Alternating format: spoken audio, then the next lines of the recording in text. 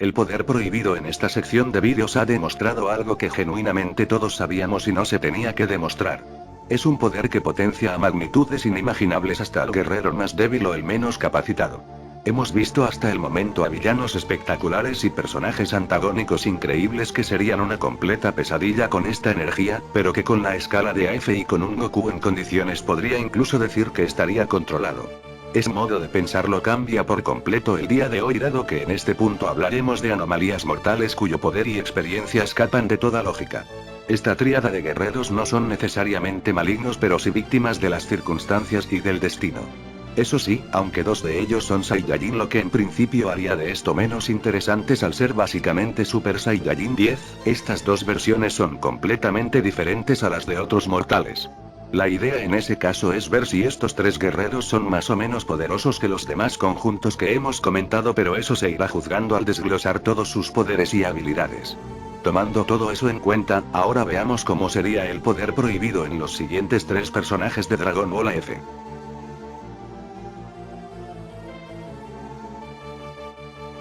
El Saiyajin milenario criado y forjado por el guardián celeste más poderoso de todos.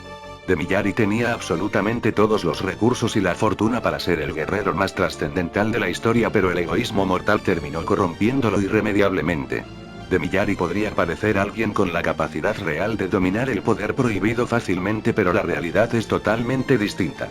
El poder prohibido no distingue entre seres, sino que tiene la misma funcionalidad para todos. De no tener un método preciso o calculado como lo tuvo Goku, por ejemplo, es muy probable que terminara consumido por este antes de obtenerlo.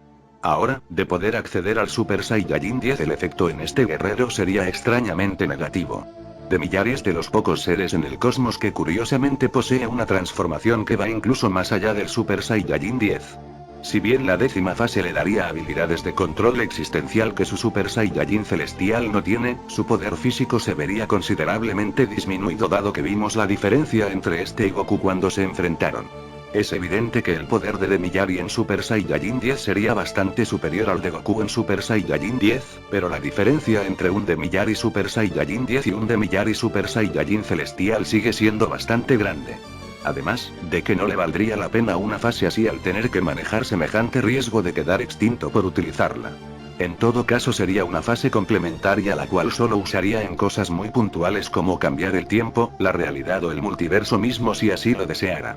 Aún así, es el único personaje que no necesita esta transformación para convertirse en un dios prácticamente omnipotente y que de base, ya posee un poder que sobrepasa al poder prohibido.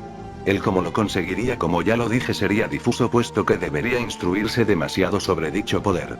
No es como si no pudiera, teniendo como maestro al celeste más poderoso de todos. Sin embargo, esto jamás pasaría de una simple anécdota al Demillari ni siquiera considerarlo.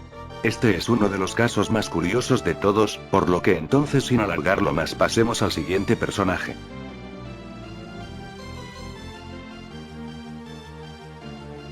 Reina simbólica del mundo de los demonios oscuros y posterior guardiana de la dimensión de la nada, Irina es de las guerreras más capacitadas jamás encontradas en Dragon Ball F.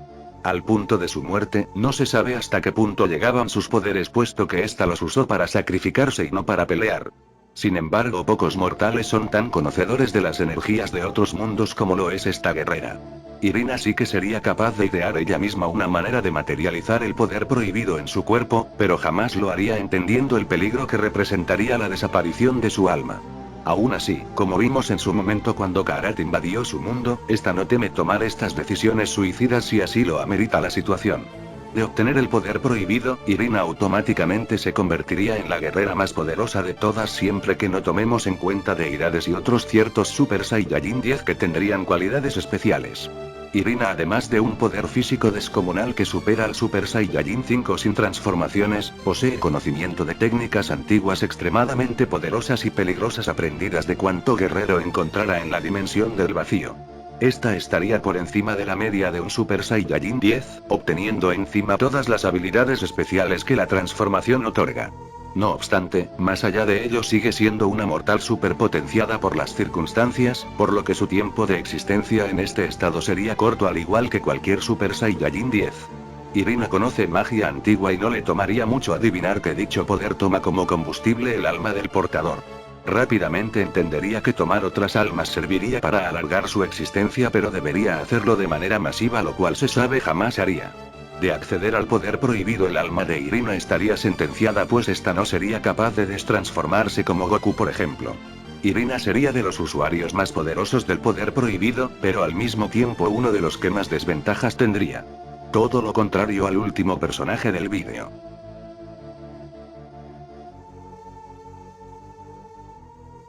El caso de Zaiko es sin duda alguna el más interesante de todos. Si bien, como lo he comentado ya, el Super Saiyajin 10 sí que puede variar de usuario en usuario dependiendo de la capacidad física de este, no es que haya una diferencia tan marcada entre unos y otros. Todos obtienen capacidades increíbles y habilidades de control existencial. Zaiko es un caso distinto, pues altera la funcionalidad de la transformación en sí. Al ser alguien que no debería existir y que al mismo tiempo es la raíz de todos los desenlaces de AF, pues todos nacen del Super Saiyajin 5 que él mismo provoca, el alma de Zaiko es única, pues es creada de manera artificial y potenciada por el mismo destino, o más bien, la falta de este. Zaiko es en inicio un ser que solo existe en una sola realidad, a diferencia de cualquier otro mortal quien posee infinidad de versiones de sí mismo por todo el multiverso dimensional.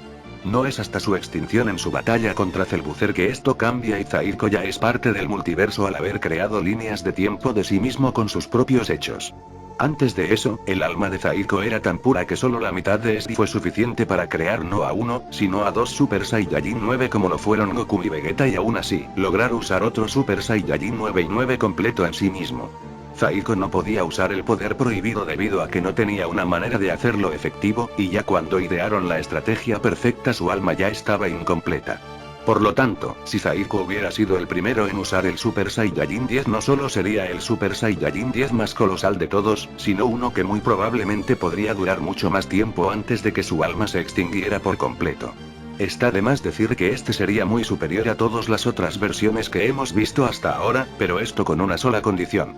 Tendría que ser el Zaiko original antes de su pelea contra Cellbuzzer, y antes de perder la mitad de su alma contra Goku y Vegeta en el Infierno 2.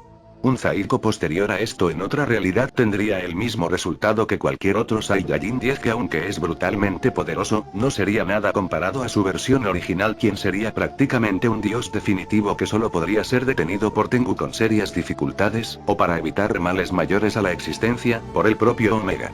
Es así como este sería el Super Saiyajin 10 más poderoso. Y bueno, sé que existen más personajes como Tengu y Takama y demás, pero la respuesta para esos es simple: no poseen un alma mortal que consumir, por lo que el poder prohibido es totalmente incompatible en estos. Hay otro ejemplo que sí que podría ser posible tomando en cuenta al Super Saiyajin Omega. Omega sí que es un mortal extremadamente poderoso, pero sería el mismo caso que de Miyari llevado al extremo. Este ya posee la transformación definitiva, teniendo aún más control existencial que el Super Saiyajin 10. Otorgarle el poder prohibido sería simplemente hacerlo más débil de lo que es naturalmente. Pero bueno, esto sería todo por el momento, por lo que si se les ocurren más personajes no duden en comentarlos. Como siempre, espero que el contenido haya sido de su agrado, y nos veremos en una próxima entrega.